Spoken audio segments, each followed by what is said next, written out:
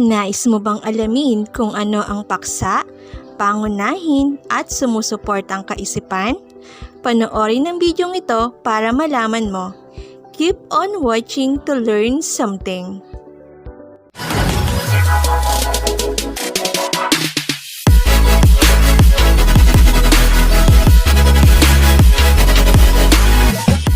Kumusta mga bata? Naritong muli ang inyong teacher Sheshe para sa ating bagong aralin. Handa na ba kayo? Tara, simulan na natin! Ano ang paksa? Ito ay tumutukoy sa kabuuang ideya, kaisipan o nilalaman ng kwento. Dito nabubuo ang kaisipan ng mambabasa.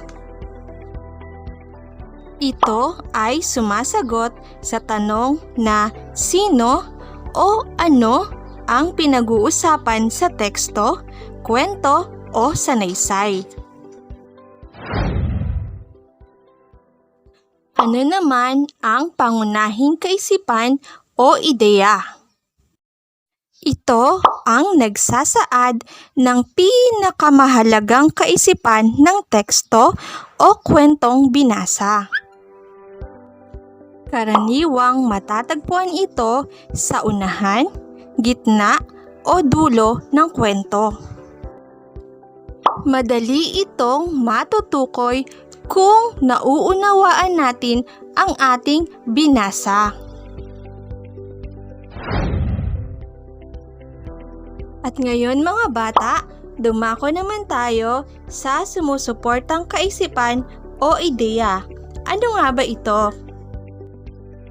Ito ay tumutukoy sa mga pangungusap na sumusuporta sa pangunahing kaisipan na inilalahad sa talata o kwento. Nagbibigay ang mga ito ng tiyak na detalye na nagpapalawak sa pangunahing ideya. At ngayon mga bata, basahin at unawain natin ang tekstong ito. COVID-19. Maraming paraan upang tayo ay makaiwas sa COVID-19. Kailangan lamang na tayo ay maging maingat at malinis sa ating katawan.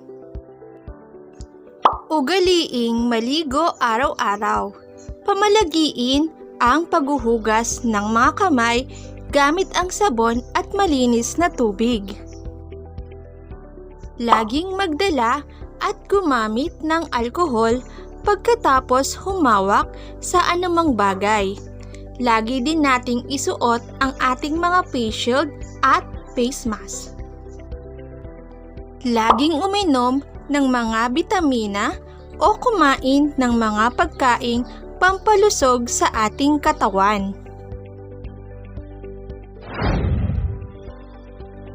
Ngayon mga bata, sagutin natin ang mga tanong.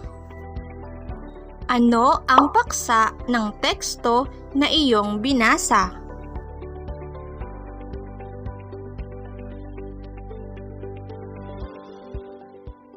Sagot: COVID-19. Ano ang pangunahing kaisipang nakapaloob sa kwento?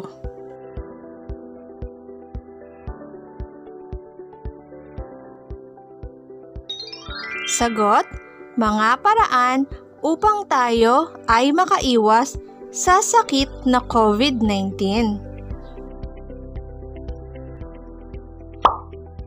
Ano-anong pantulong o suportang ideya o detalye ang nabasa mo?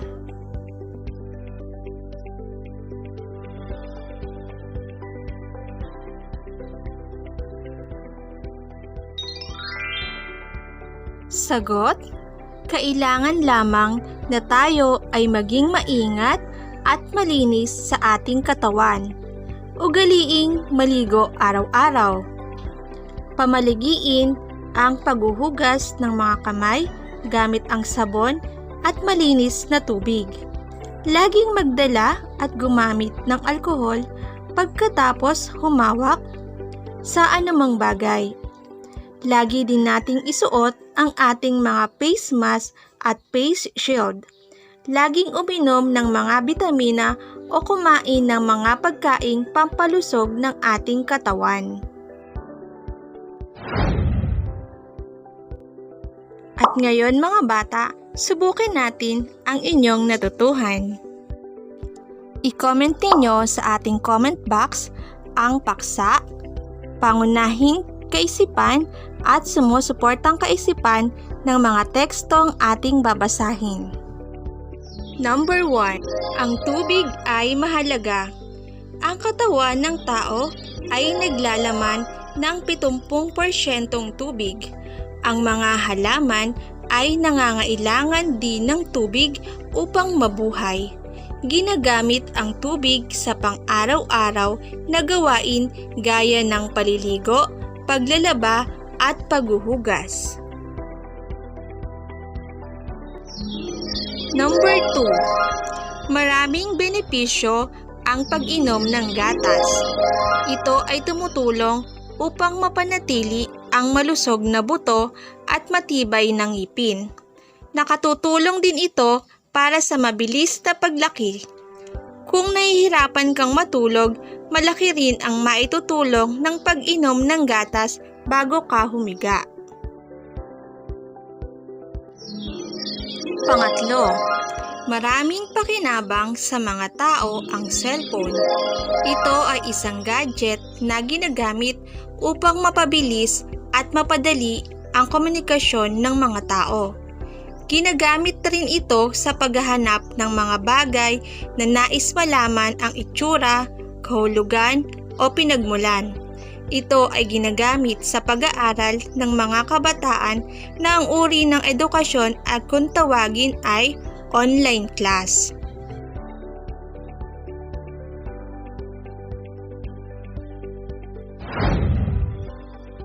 At ngayon mga bata, tunghayan natin ang mga kasagutan.